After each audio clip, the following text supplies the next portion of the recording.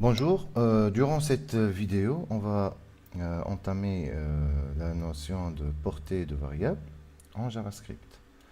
Pour cela, on va effectuer une toute petite activité pour comprendre ce que ça veut dire portée et la différence entre variable locale et variable globale. Voilà, donc on va ouvrir un script, un nouveau script, language JavaScript. Voilà. Et là, je vais déclarer primo, donc une fonction que je nommerai test.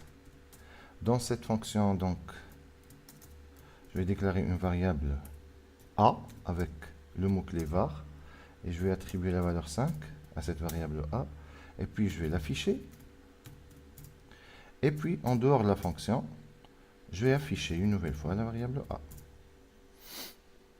Voilà donc notre code JavaScript.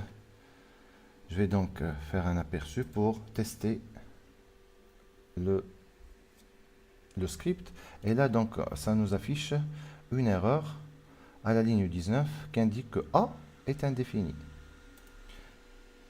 Voyons voir. Ce A-là, il est indéfini pour JavaScript dans ce code-là. Et bien, la raison, c'est que la variable A présente dans cette ligne n'est pas la même que celle de cette ligne-là. Et si, par exemple, je déclare une variable a en dehors de la fonction, que ce soit avant la fonction ou après la fonction, là, donc, par exemple, je mettrai a reçoit 10. Et si je teste, nous aurons donc la valeur de 10 qui a été affichée. C'est ce a-là, c'est ce a-là. Donc, cette variable-là n'est pas la même que cette variable a présente dans la ligne 12. Donc, le premier a, ce a-là, cette variable-là, c'est une variable globale. Et par contre, cette variable-là, c'est une variable locale à la fonction. Nous allons effectuer un appel à la fonction. Voilà, donc j'appellerai la fonction test. Là, donc, qu'est-ce que nous aurons normalement? La valeur a reçoit 10. Et puis, nous avons un appel à la fonction test. La fonction test va exécuter son code. Il y aura une nouvelle valeur et une nouvelle variable a qui va être déclarée au sein de la fonction. Cette variable-là, c'est la variable locale a qui aura la valeur 5. On aura un premier affichage qui va être affiché, c'est la valeur de a locale qui est égale à 5. Et puis, en dehors de la fonction, suite à la fonction, on aura un deuxième affichage de la valeur de la variable a globale. Je vais tester. Vous voyez bien là qu'il y a eu un appel à la fonction test. À l'intérieur de la fonction, on a donc la variable a qui reçoit 5, puis l'affichage de la variable a. Si je clique sur OK, en dehors de la fonction, la dernière action du script qui permet d'afficher la valeur de a dans une alerte va être affichée et la variable a globale a la valeur 10. Nous passons à une autre chose maintenant. Supposons par exemple que je vais mettre var devant la variable a globale. Je teste.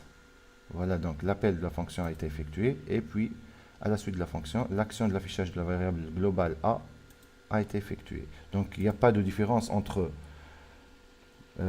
déclarer une variable avec le mot-clé var ou bien sans le mot-clé var si la variable est déclarée en dehors des fonctions, c'est-à-dire si la variable est déclarée dans le script général.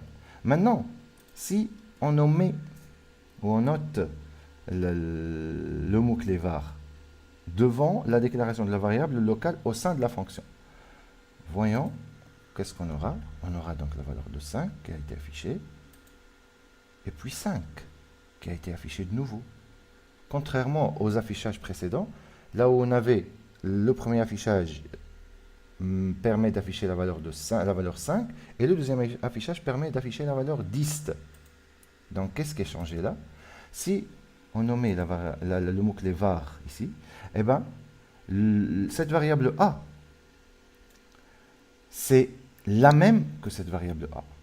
C'est-à-dire qu'on est en train d'utiliser la même variable. Si on ne met pas le mot-clé var devant la variable a, au sein de la fonction, c'est qu'on est en train d'utiliser la variable globale a, qui va être changée au sein de la fonction, et puis on va la réafficher une nouvelle fois. Donc la valeur de a initialement égale à 10